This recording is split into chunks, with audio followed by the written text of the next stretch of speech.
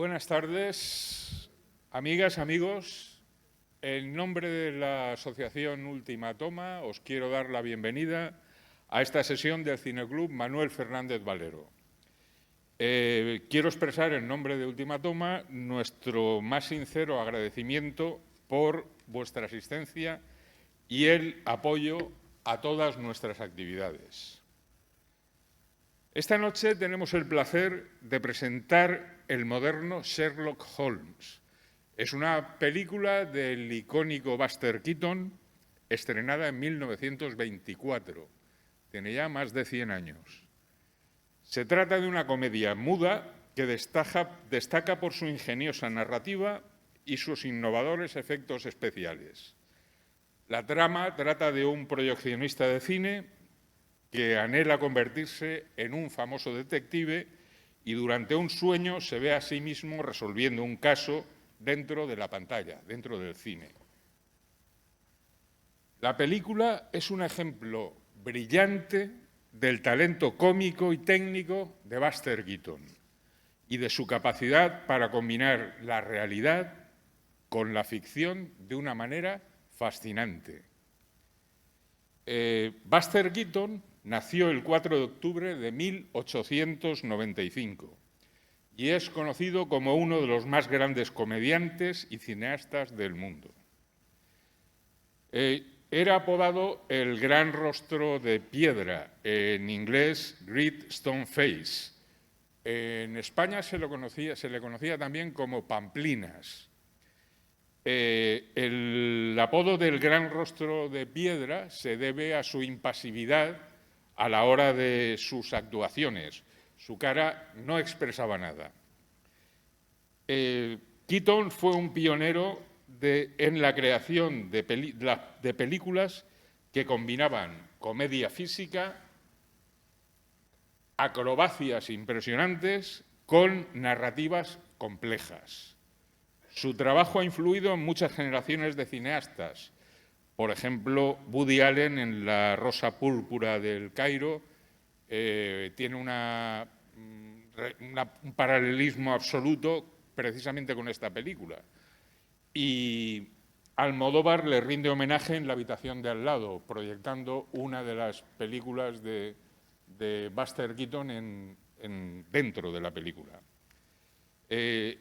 Buster Keaton cautivó al público de su época con su genialidad cómica, pero no solo al público, también inspiró a los surrealistas de la generación del 27, que se congregaban alrededor de la residencia de estudiantes. Un grupo de poetas, escritores y cineastas que buscaban romper con las tradiciones establecidas. Su habilidad la habilidad de Keaton para mezclar lo absurdo con lo cotidiano, así como su uso innovador del montaje y los efectos visuales, resuenan profundamente en las obras de los autores de la generación del 27. Influyó en la manera en que los surrealistas españoles exploraron temas como el sueño y la realidad, y en la búsqueda por encontrar nuevas formas de expresión artística. Las distintas biografías, sobre todo de Buñuel, pero también de Dalí, de Lorca o de Alberti, destacan la influencia de Buster Keaton en sus obras. El cómico estadounidense fue inspirador de algunos trabajos de estos, en aquella época, jóvenes artistas. Lorca le dedicó una obra teatral, El paseo de Buster Keaton. Es posiblemente la obra más surrealista de Federico García Lorca. Rafael Alberti, otro poema muy surrealista también, el título lo dice todo, Buster Keaton busca por el bosque a su novia, que es una verdadera vaca. Dalí le dedicó un collage en una carta que envió a Federico García Lorca, que la tituló como El casamiento de Buster Keaton. Y hace referencia a la boda de Buster Keaton. Por lo tanto, no solo seguían su obra, sino seguían su vida también. Y Buñuel le dedicó un artículo en una revista francesa Cahiers d'Art, de la que era crítico de cine, y dice de Buster Keaton: asepsia, desinfección. Liberadas de la tradición, nuestras miradas se recrean en el mundo juvenil y temperado de Buster, gran especialista contra toda infección sentimental. Bueno, y sin más, os dejo con Noé Galera, joven director y productor molinense, creador de un género cinematográfico, el paparajote western, con su obra Mala Tierra, quien conducirá la sesión de hoy. Solo un par de cosas antes de dejaros con Noé. La presentación y el coloquio posterior está siendo grabada. Por lo tanto, se subirá a redes sociales y se subirá a YouTube. Lo digo sobre todo por si alguien tiene reparos en salir en redes sociales. Y en la salida hay unos folletos de inscripción a última toma para quien quiera participar en la cuota anual es de tan solo 12 euros. Y con eso, bueno, pues podemos financiar toda una serie de actos como de este tipo. De nuevo, muchas gracias por su presencia y esperamos que disfrutéis de la sesión. Y ahora sí, os dejo con Noé.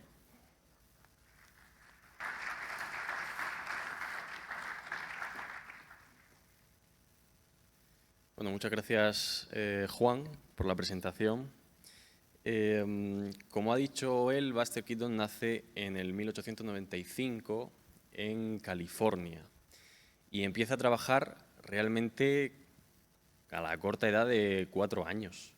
¿Por qué? Porque sus padres, él viene de una familia un poco circense, quizá no en el término literal, porque aunque frecuentaban circos no era su principal actividad, ellos trabajaban más bien, eran artistas del vodevil, que trabajaban principalmente en teatros, y no solo en teatros, sino en grandes teatros. Eran bastante conocidos y reputados los Keaton. Tanto el padre como la madre, bueno, la madre principalmente se encargaba de hacer números musicales, y el padre pues hacía todo tipo de acrobacias, magias, comedia, etcétera. Una vez que nace el pequeño Keaton, rápidamente ven que hay cierto potencial para incorporarlo a estos números, y con solo la edad de 4 años pues ya ven la ocasión de ponerle un asa en la espalda para poder usarlo como bayeta humana, que así sería como se llamaba el número. Cogían al niño pues, y lo utilizaban para limpiar el escenario, para limpiar por las paredes, para lanzarlo contra los músicos, contra la gente. De este modo, aunque parece un poco violento, y en cierta medida pues lo era, al parecer, o por lo menos Buster no lo recuerda con maldad a aquel tiempo.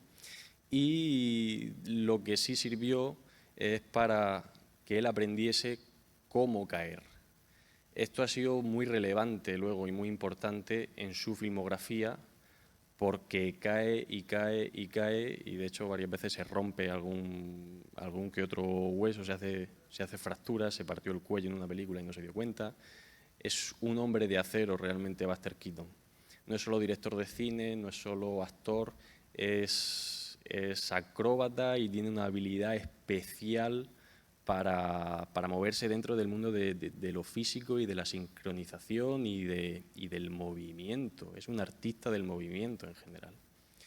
Y no solo eso, sino que además es un gran curioso e investigó cómo era esto del lenguaje cinematográfico, cómo se podía contar una historia, cómo era la forma más eficiente de trasladar un chiste para que la gente reaccionara de la forma que él quería, y eso lo acabó consolidando como lo que es hoy, que es uno de los grandes directores de la historia.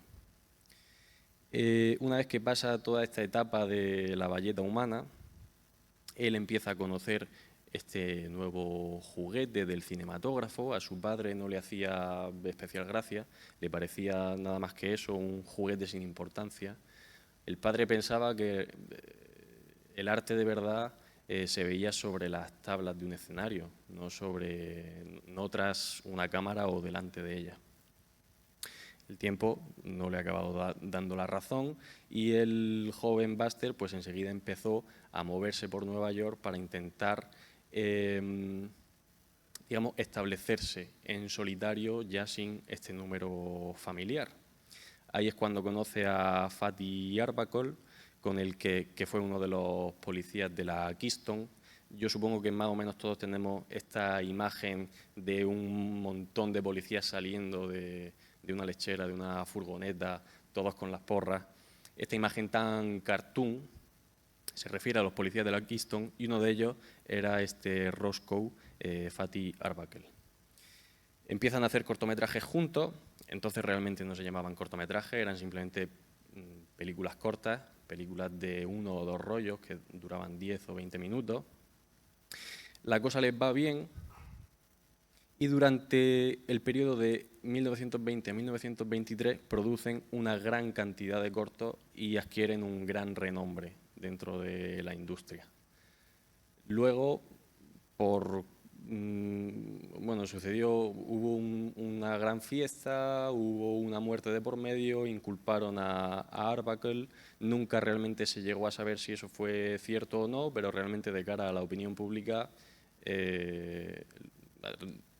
ahí terminó su carrera. Y entonces Buster se establece bajo el paraguas del productor Joe Schenck, que es con el que empezó a hacer, siguió haciendo cortometraje y luego empezó a hacer largometraje. Buster renegaba un poco de lo que él llamaba los trucos imposibles o los gags imposibles, que realmente eran los gags de corte más surrealista. Renegaba un poco, no de ellos como tal, porque sus cortometrajes están plagados de ellos y son fantásticos todos, pero sí en el formato largometraje él lo veía como algo más serio, que necesitaba de una verosimilitud diferente. Y entonces en ese sentido en los largometrajes no los implementaba. Sin embargo, el que vamos a ver hoy, Sherlock Jr. o el moderno Sherlock Holmes, como se tituló en España, está plagado de ellos y es una película maravillosa. Y sin más dilación, pues vamos a verla.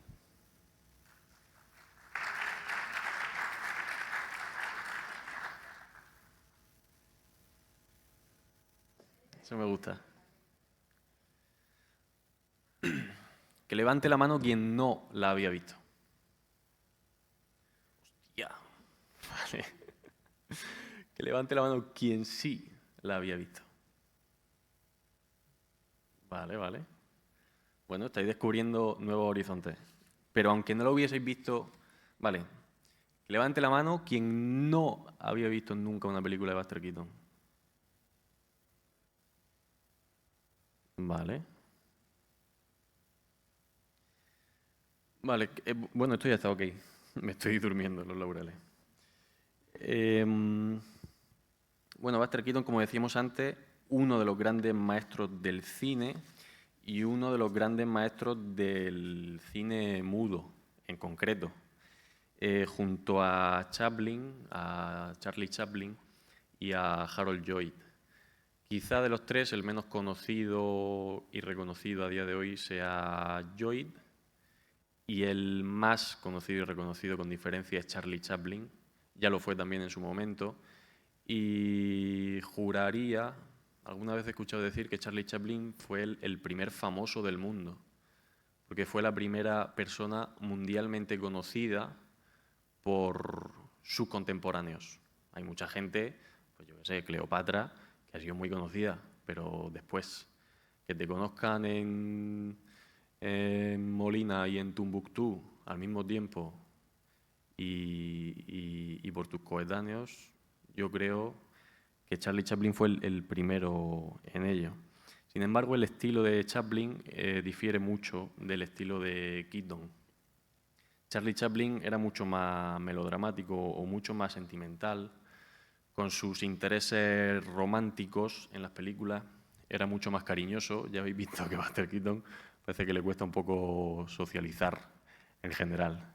Pero con la chica, aunque evidentemente le gusta, vamos, casi que para ponerle el anillo le saca la mano. Luego me hace mucha gracia que se espanta al final. Eso también me parece muy... No sé, yo lo veo muy moderno, el que se espante cuando ve la idea de tener hijos. Me hace mucha gracia. Keaton, como digo, no solo destaca en su forma de hacer comedia, destaca en la forma en la que utiliza el cine. Y tiene un estilo muy definido, lo va definiendo cortometraje tras cortometraje y largometraje tras largometraje, pero podemos ver que tiene un estilo muy de imágenes planas, digamos. Tiene muchos planos donde la acción sucede en términos de angulación de forma frontal a la cámara.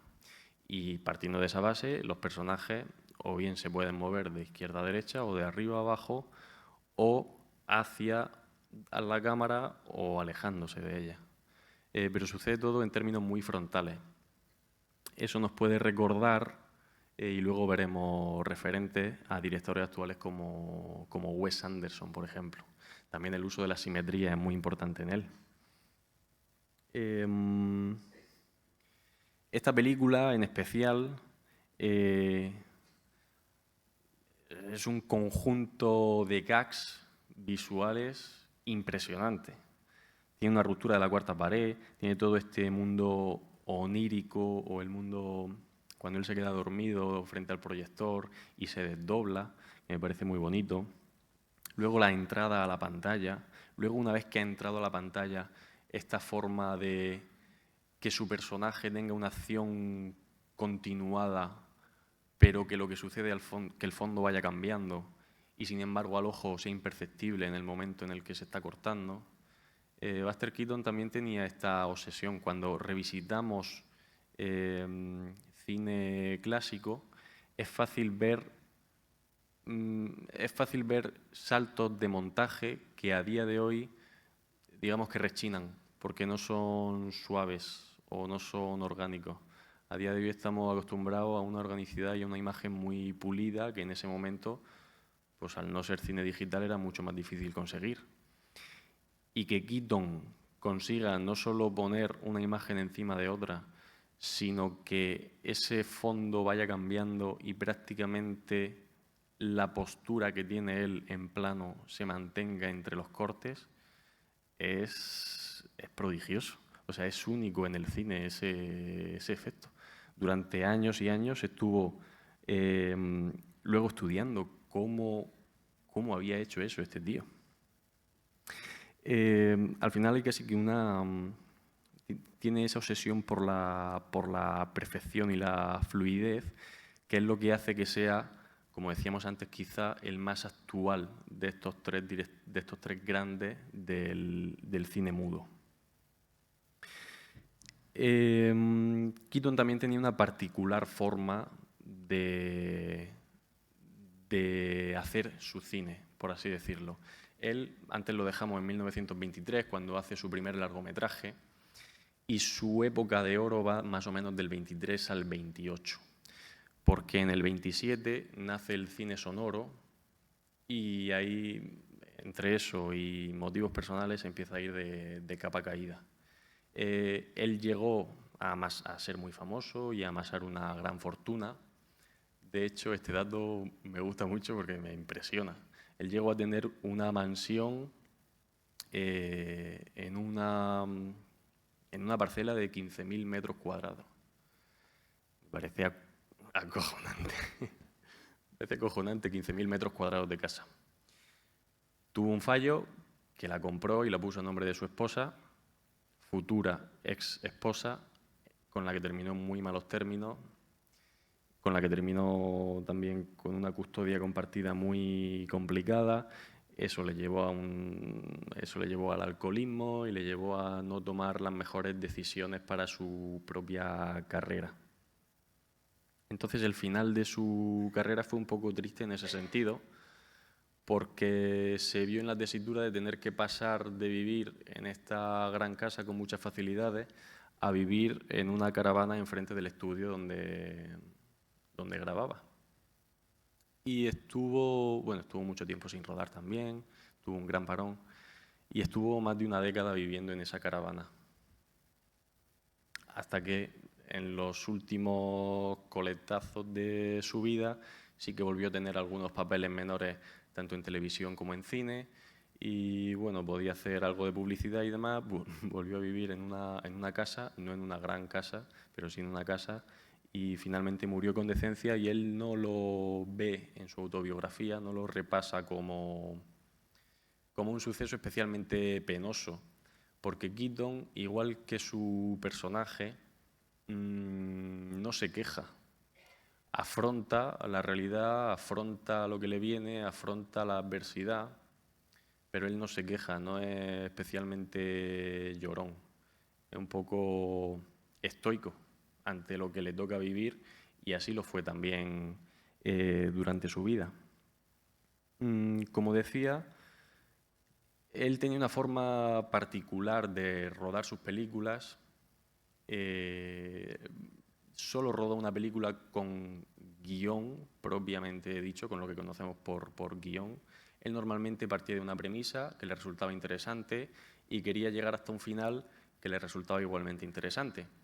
Y a partir de ahí pensaba en ciertos hitos por los que la historia consideraba que necesitaba ir pasando. Y entonces creaba unos gags que estuvieran al servicio de esa historia. Pero realmente había mucho de improvisación y había mucho de juego en set y había mucho de libertad creativa. En el momento en el que llega el sonoro y los productores empiezan a, digamos, ser más férreos en lo que piden ante esta nueva herramienta, pues Keaton vio constreñida su forma de actuar, su forma de hacer cine, y eso le pasó factura. Una de las cosas también más interesantes de Keaton es que no utilizaba dobles y absolutamente todas las partes de acción y todas las acrobacias que se ve que hace, efectivamente las ejecuta. Y de hecho, antes hemos comentado que se partió el cuello, fue en esta película donde se partió el cuello. Cuando está no sé si se llama silo, pero este gran tanque de agua que sirve realmente para refrigerar los trenes que pasan, cuando cayó con el impacto de todo ese torrente de agua al suelo, se partió el cuello. Y lo descubrió realmente lo descubrió años después, al hacerse una revisión. No se había dado cuenta en ese momento. Y como digo, es que tenía esta parte de ser un hombre de acero.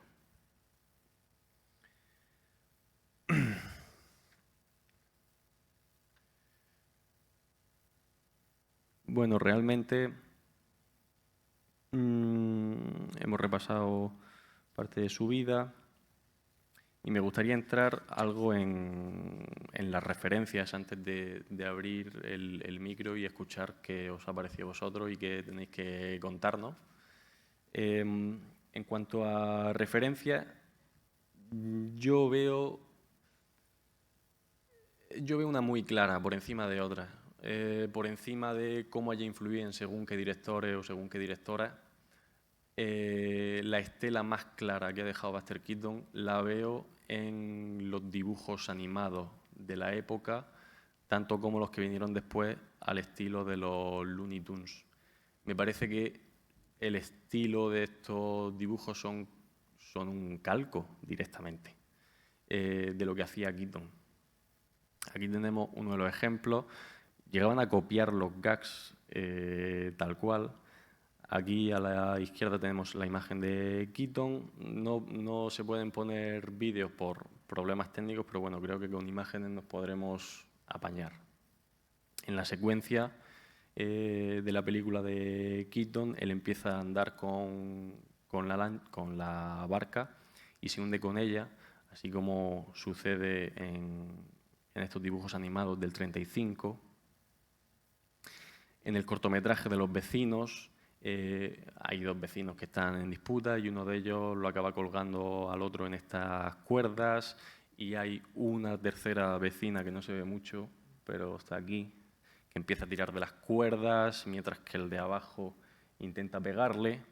Y esto también lo vemos, este gag también lo vemos copiado tal cual. Aquí tenemos lo que hablaba antes, esta especie de... este estilo que da una sensación de irrealidad porque configura planos muy simétricos que están totalmente frontal a la pantalla, que son perfectos para poder ver cómo se desarrolla la acción, pero al ojo humano se nos hacen extraños, porque nosotros normalmente tenemos un espectro de angulaciones mucho más amplio, no estamos siempre frontal a lo que sucede. Entonces, por eso yo creo que los dibujos animados vieron una forma perfecta de trasladar esa risa a los más pequeños, porque al final el dibujo animado te habla de un mundo que existe, que es reconocible, pero que en cierto punto es muy fantasioso. Y las películas de Keaton son así, y lo acabamos de ver. El típico gag también nace de Keaton, el típico gag donde, bueno, aquí en este caso, este perro que estaba muy enclenque, entonces empieza a soplarse los pulgares y se le inflan los músculos, como si fuese Popeye, también parte de un gag de Keaton. Lo podemos ver también en estas imágenes donde Keaton va a tomarle la medida a un caballo para hacerle la herradura. El gag luego continúa y lo copia durante más o menos 30 segundos, un minuto. Este no se ve de forma tan clara, pero bueno, este de aquí es Keaton y va sobre, si no me equivoco era sobre un tambor y va remando con un violín. Este también es muy famoso, en el que simplemente varía en qué piso está el ascensor, modificando lo que dice la flecha de arriba. Este directamente es de Popeye, que lo hemos mencionado antes, un gag donde saca un gran telescopio que luego parece tener una especie de disfunción eréctil y baja enseguida hacia abajo. Este también es de los más conocidos, donde cae la fachada entera sobre Keaton, pero no le hace ni un rasguño porque justamente cabe en el hueco de una ventana que hay arriba. De nuevo, utilería o atrecho que está fuera de lugar, como un cañoncito pequeño en la película El navegante. También lo podemos ver empieza en obras de cortometraje de finales de los 20, como en Mickey Mouse. Antes hablábamos también de Fatty Arbuckle, que fue una gran ayuda para él a la hora de empezar en el mundo del corto y así impulsarse al largo. Pues aquí lo tenemos a él. Durante un tiempo hicieron pareja cómica. Parece que se entendían bastante bien y en pantalla daba resultado, porque uno era muy menudito y el otro era muy grandote, uno muy expresivo y el otro totalmente con la cara de palo, como lo llamaban algunos. Esta escena también fue copiada de la película de Siete novias, donde va Keaton por la calle y de pronto, no sé la cantidad de cientos de personas que habría ahí, pero bueno, un numerosísimo grupo de novias pasa a perseguirlo a su espalda hasta que se da cuenta y echa a correr. En esta misma película se replica luego el mismo gag, pero en vez de con novias, es con piedras. Claro, por eso comentaba antes Juan que Keaton enamoraba a los surrealistas, porque daba una dentro de que estamos en el mundo de lo real, suceden una cantidad de cosas y hay una cantidad de elementos que nos son ajenos o hiperbólicos o hipertrofiados que no te lo esperas.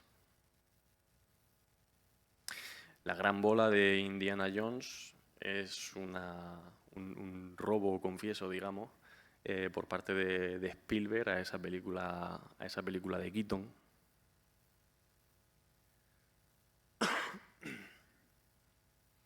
Este gag que también se conoce mucho, es una pena que no se pueda ver en vídeo, pero bueno, parte de que este es Keaton, debajo de ese montón de hombres hay otro hombre placado, que es compañero de Keaton.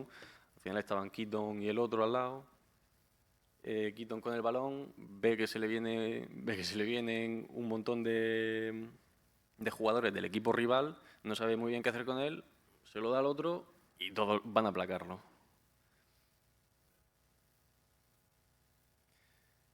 También el Pato Donald deja ver su amor por Buster Keaton y dibujos también más modernos como Tom y Jerry. Este típico momento donde el ratón es imposible que escape del gato por mucho que corra, también lo vemos en La Casa Encantada de Keaton en su cortometraje. Mickey Mouse cortando, bueno, en este caso sería como un serrucho mágico, pero vamos, Buster Keaton cortando el propio tablón que lo está sujetando. Y este típico gag también de alguien al que se asoma por una rendija o al que engañan para que se asome por una rendija y al otro lado lo que le espera es un mamporrazo tremendo. Eso también viene de Keaton. Al final todos estos dibujos lo que hacen es copiar la fórmula que Keaton idea o que Keaton diseña. Y yo empiezo a ver realmente algo más que una copia cuando llega Jack Jones con los Looney Tunes. Ahí sí que empiezo a ver que hay una voluntad de intentar explorar los mismos terrenos que está explorando Keaton para llegar a gags que sean originales. Aunque evidentemente hay gags que los cogen prestados también o que los reutilizan, pero sí que es verdad que en los Looney Tunes empezamos a ver cosas nuevas, cosas diferentes. Esta peli es de, bueno, esta que tenemos aquí en la derecha, la de la izquierda es de Keaton, la de la derecha es de Wes Anderson, El Gran Hotel Budapest. Es básicamente una escena donde un grupo numeroso de hombres lleva una escalera que parece infinita y que no deja de pasar por la pantalla. Wes Anderson, como mencionábamos antes, también es muy fiel a este estilo frontal y simétrico. Jackie Chan también tiene mucho amor por Keaton y de hecho Jackie Chan es prácticamente el único heredero real que ha tenido a posteriori, porque Keaton ya no solo es que quisiera él, que no quería que le doblasen las acciones, sino que no quería que se cortase el plano mientras se realizaban las acciones. Es fácil poder hacer acciones que conllevan este tipo de riesgo cuando la imagen se fragmenta. Es decir, cuando yo cojo un cachito de lo que hemos grabado aquí, un cachito de lo que hemos grabado allí y un cachito de lo que hemos grabado aquí, y entonces parece que pues, sé pelear, por ejemplo. Porque yo doy un golpe aquí y otro allá y otro no sé qué, y los monto los tres más o menos rápido y parece que estoy peleando. Pero no lo estoy. Jackie Chan, en ese sentido, sabía pelear y no es que, como Keaton, no es que no quisiera que le doblaran, es que no quería que se cortara el plano tampoco. Por eso en las primeras películas, evidentemente cuando Jackie Chan ya tiene una edad y no está para grabar acción, pues deja de grabarse en plano secuencia, ¿no? Pero en ese sentido, digamos que es su único heredero porque es el único que siguió esta fórmula de no cortes y enseña todo lo que puedas, porque lo impresionante de este momento realmente está en la persona que sabe ejecutar esa acción. Es como cuando lo hemos visto en la película, que estaban jugando al billar y de pronto tienes 3 golpes en los que un montón de bolas pasan casi al milímetro de la bola número 13, pero ninguna llega a tocarlo. Pues dar esos 3 golpes seguidos de esa forma tan precisa y que la única pelota, que la única bola que no se mueva en el tablero sea la 13, el hacerlo sin cortar es lo que le da valor a ese momento. Y Jackie Chan esto lo conocía. Luego Nolan también ha declarado su amor por Keaton y en la película Inception, Origen, de 2010, hay este momento donde toda la habitación empieza a rotar y el personaje va moviéndose, digamos, libremente por ella. Y eso ya está en la película del navegante del 21, donde toda esta embarcación que veis también está rodando en este momento, y Keaton lo que va haciendo es intentar gatear a través de la pared que va bajando en cada momento. Y aquí tenemos una última imagen de Wes Anderson, porque me parece, no sé, me parece que de algún modo esto también te está hablando de cómo estaba Keaton con su chica en ese sofá durante la película. Para terminar con mi intervención, quería dar un pequeño ejemplo de cómo Keaton entendía el uso del lenguaje cinematográfico.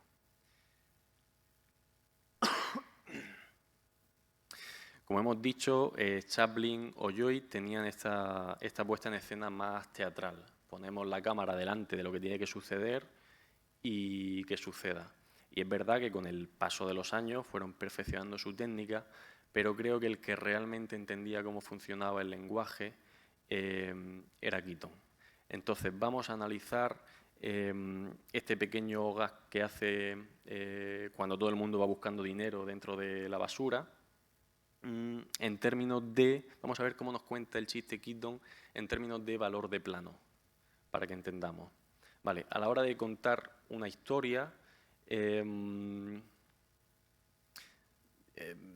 digamos que tenemos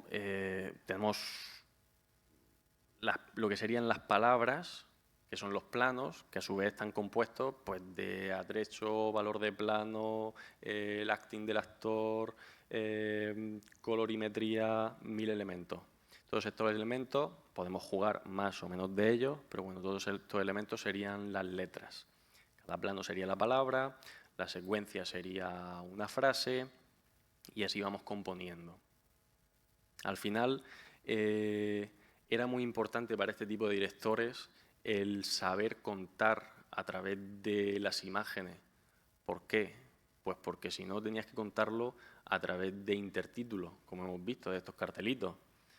Y había como una especie de competición no escrita en la que el que menos cartelitos utilizaba era el que más sabía dirigir, era el que más sabía lo que estaba haciendo, porque necesitaba menos de ese recurso de la palabra para poder contarte la historia. Vale. En cuanto a valores de plano, pues no sé si conocéis o no, pero bueno, de más cercano al sujeto a más lejano, podríamos tener un primerísimo plano, un primer plano, un plano medio, un plano americano, un plano general y un grandísimo plano general. Entre esos planos hay todavía multiplicidad de pequeñas escalitas que podemos diferenciar. Pero a gran escala realmente tenemos planos largos y planos cortos. Y los planos largos podríamos decir que están el plano general, que es por ejemplo un plano donde vemos al sujeto en su totalidad, y el plano americano, que el plano americano digamos que es un plano que cortaría más o menos por aquí, encima de la rodilla. Esos son los planos largos, el general y el americano.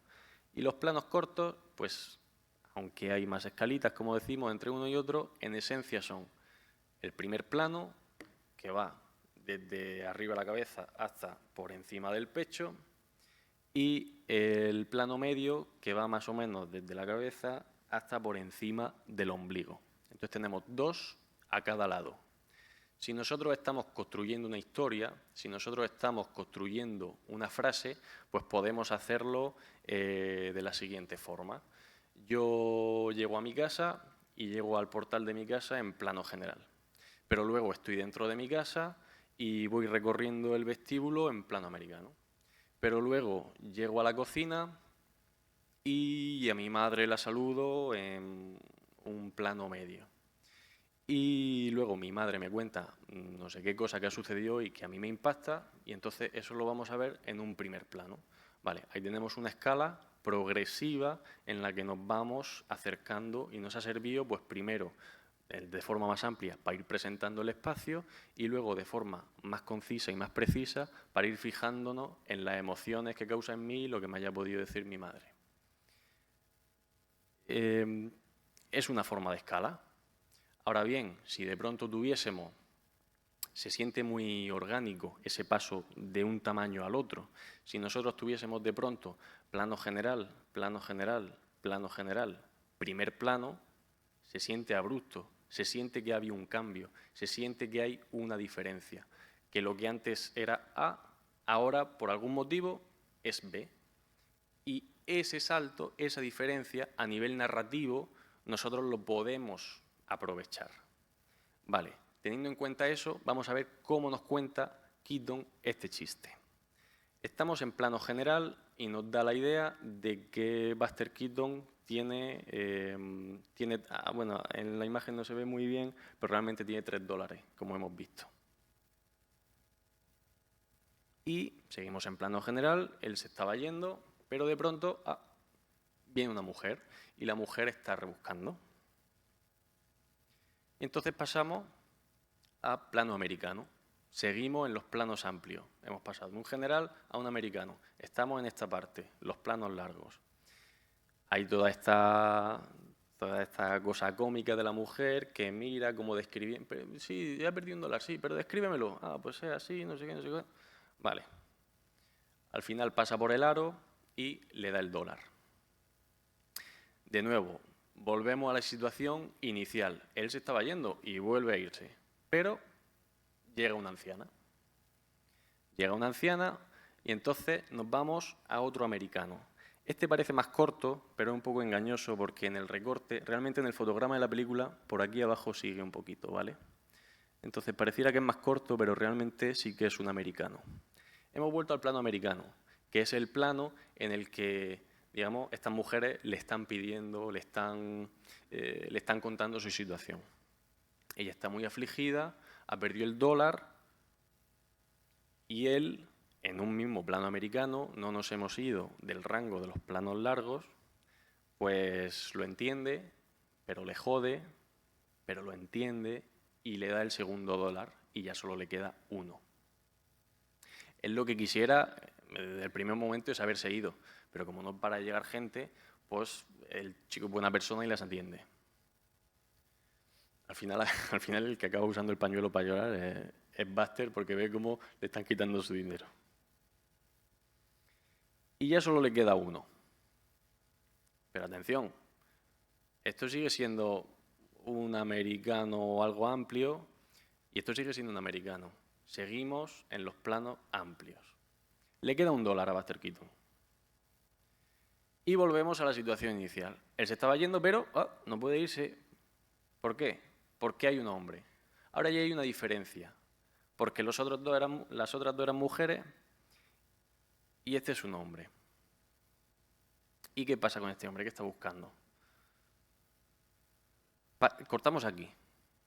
Cuando él se levanta y ve la cara del hombre, ya no estamos en los planos largos.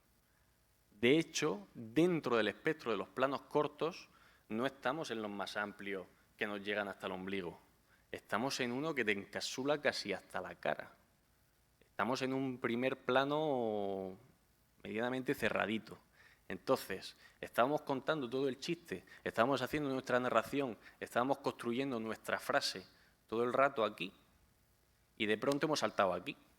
Y yo sé que Buster Keaton no quiere perder su dinero, pero yo simplemente por este salto tan abrupto entiendo que Buster Keaton a este tío cejijunto le da el dólar que le queda. Y es una cuestión de lenguaje cinematográfico. Nadie me está diciendo nada, pero hay un salto de plano tan abismal, o sea, hay un salto en la escala de los valores de plano tan abismal que entiende que inmediatamente hay un cambio en la situación. Y luego, evidentemente, pues que el tío tenga esta cara también ayuda. También ayuda. Es que para algo hay un director de casting y para algo hay un maquillador y un peluquero. Claro, todo eso construye. Pero en este caso, simplemente en términos de dirección y en términos de elegir la escala de plano en la que estamos contando la historia, y hay un salto lo suficientemente abrupto como para contar el chiste. Tú ves esta imagen y ya te hace gracia porque en ese momento sabes que le va a dar el dólar que le queda. Y termina de contar el chiste en la misma escala en la que lo ha empezado. Pues simplemente con esta notita de ver cómo Buster Keaton realmente sí que era un conocedor de lo que estaba haciendo con la cámara y para entender que él realmente sí que tenía esa curiosidad y sabía utilizar el lenguaje en pos de los gags, pues me gustaba como para despedir para dar paso a que podáis expresaros vosotros. Así que no sé si hay algún micrófono. Sí, Domingo ya lo tiene por ahí. Bueno, contadme, ¿qué os ha parecido? ¿Os ha gustado? ¿No os ha gustado? ¿Os ha hecho gracia? ¿Qué es lo que más gracia os ha hecho? Preguntas, dudas, sugerencias.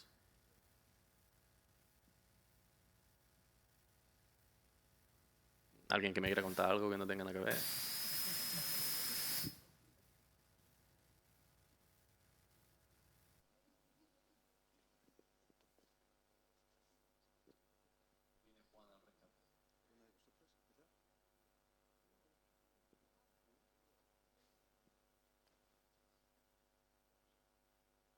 ¿Alguna de vosotras era?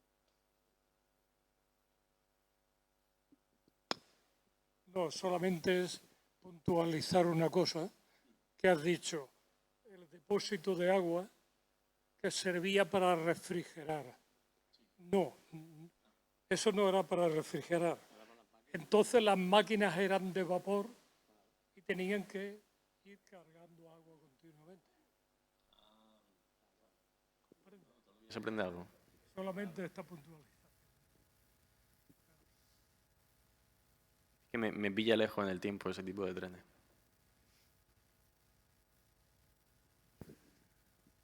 Bueno, retomo la voz de nuevo. A mí de esta película, bueno, son muchas cosas las que me gustan o me atraen, y una de ellas es la metanarrativa, es decir, el cine dentro del cine.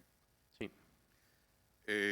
Bueno, pues hay esa ruptura de la cuarta pared, esa entrada de Buster Keaton dentro de la pantalla de cine, que después lo utiliza Woody Allen en La Rosa Púrpura del Cairo al revés, sale el personaje, bueno, y lo utilizó también Chicho Ibáñez Serrador en una de sus historias para no dormir, creo que se llamaba La Televisión, aunque en la de Chicho Ibáñez Serrador todo pasa fuera de plano. O sea, no se ven los personajes, sino se ve el resultado de los personajes que salen de la pantalla. Es decir, son influencias de esta película en otros directores. Y en cuanto a la metanarrativa cinematográfica, el cine dentro del cine, es curioso porque tenemos en la programación de un siglo de cine, tenemos esta película, tenemos La Noche Americana de Truffaut, que es cine dentro del cine, vamos, es el rodaje de una película dentro de una película. Tenemos El Crepúsculo de los Dioses, cine dentro del cine. Y tuvimos, quizás no tan explícito, El hombre que mató a Liberty Balance. Una de las lecturas que tiene es la muerte de un género para dar vida a otro género. Es la muerte del western clásico para dar vida al western crepuscular o al western revisionista. Bueno, sin haberlo previsto, tenemos esa metanarrativa dentro del ciclo. Simplemente era apuntar eso. Qué buen programa tiene el Cineclub, ¿eh? Qué buen programa, ¿no? ¿Quién lo habrá hecho? A mí me resulta... ¿Alguien quiere intervenir? Me resulta prodigioso cómo un hombre que viene del vodevil, en escasos 7 u 8 años, es capaz de convertirse en un prodigio en el cine, ¿no? Seguramente le debe mucho a Arbacore, porque no solamente fue pareja cómica con él, sino que realmente, como él confiesa, todo lo que sabe de cine, seguramente exagera un poco, ¿no? Pero todo lo que sabe de cine se lo debe a Árbaco. Dice, todo lo que sé de cine se lo debo a Árbaco y todo lo que sé del contacto con las personas y de entender cómo sienten y cómo se comportan se lo debo a mi padre.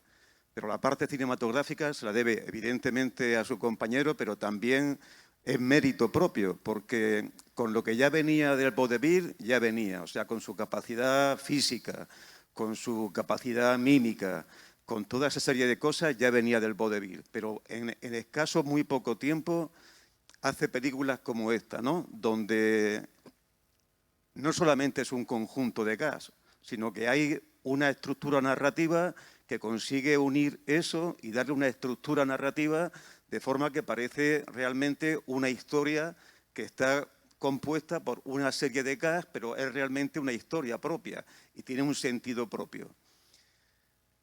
El dominio de la cámara, cómo pasa de esos planos generales a planos detalle cuando quiere focalizar en algún asunto en particular o cuando quiere mostrar los sentimientos, cómo pasa a esos primeros planos.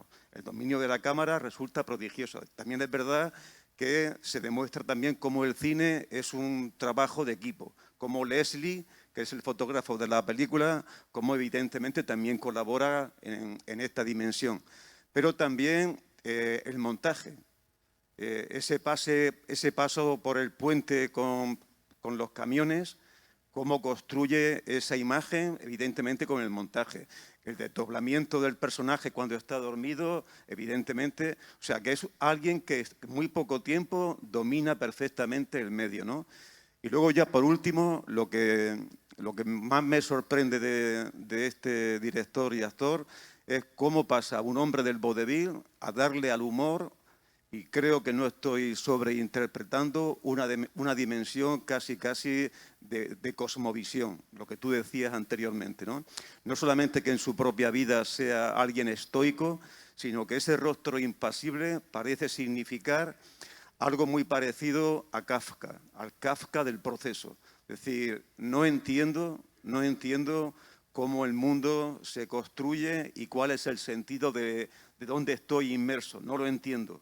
Y está siempre como un poco fuera de juego, ¿no? No comprende lo que ocurre. Ese es un poco ese rostro impasible, que por otra parte no es tan impasible, sino que son microgestos, pero en última instancia traslada esa imagen, ¿no?, kafkiana de un mundo ininteligible. Pero también la otra dimensión, y que yo resumiría un poco en el mito de Sísifo, de Camus. Es decir, sabemos que pasan cosas desagradables, encontramos muchos obstáculos en la vida, pero a pesar de eso tenemos que seguir empujando la piedra y volverá a caer, pero la seguiré empujando, y es un poco lo que representa este personaje. Por una parte, la incomprensión del sentido del mundo, pero por otra parte, ese esfuerzo permanente de sobreponerse a cualquier dificultad, a cualquier obstáculo, ¿no? Y en esta película en particular, por último, lo que decía también Juan, ¿no?, esta necesidad del mito, ¿no?, esta necesidad de la ficción para vivir. Y en última instancia también esa confusión entre realidad y ficción. Al final veíamos prácticamente en paralelo la imagen de la pantalla, supuestamente, que no es así, pero supuestamente una proyección de película con el marco de la ventana, que era también una reproducción de la pantalla. O sea, cómo se confunde realidad con ficción. Y por último, cómo la ficción ha conseguido colonizar el imaginario colectivo. Él está imitando las escenas que ve en el cine y las está reproduciendo en su propia vida. Entonces, en resumen, me parece prodigioso cómo alguien que venga del vodevil de pegarse patada en el culo es capaz al final, en 4 o 5 años, de construir algo así. Muy buenos apuntes. De hecho, es que me gusta, o sea, quiero recoger uno de ellos, que te parece prodigioso justamente esto, cómo en tan poco tiempo consigue evolucionar tanto. Pero es que realmente es prodigioso cómo el cine como arte en tan poco tiempo ha conseguido llegar hasta aquí. realmente en poquito más de un cuarto de siglo. Esta película es de 1924 y cuando empieza el cine, lo que son, bueno, cuando empieza el cine no, cuando empieza el cinematógrafo, lo que hay son ¿no? imágenes en movimiento y ya está. La salida de los obreros de la fábrica no es más que la cámara puesta enfrente de la fábrica y viendo cómo salen los obreros. Y pasar de ahí a pasar aquí con toda esa narrativa, como bien dices que hay, pero ya no solo con la narrativa, sino con los trucos de cámara, con los trucos de montaje, con la magia que parece que hay detrás y la magia que transmite, me parece impresionante como en poquito más de 20 años se consigue que un medio crezca tanto. Y realmente es gracias a perfiles curiosos que están deseando contar historias, que ven el potencial que hay dentro de este nuevo aparato, dentro de este nuevo medio, y gente que tiene mucha sed de hacer, como tenía Keaton, que prácticamente casi que inaugura un nuevo género. Es que para mí, como he dicho, el cartoon es o sea, el cartoon, entendiéndose como esos dibujos animados donde prevalece la comedia física, es un género que directamente inventa Buster Keaton. No lo hace, evidentemente, en la animación, lo hace en la imagen real, pero para mí lo inventa Buster Keaton. No sé si hay alguna otra observación.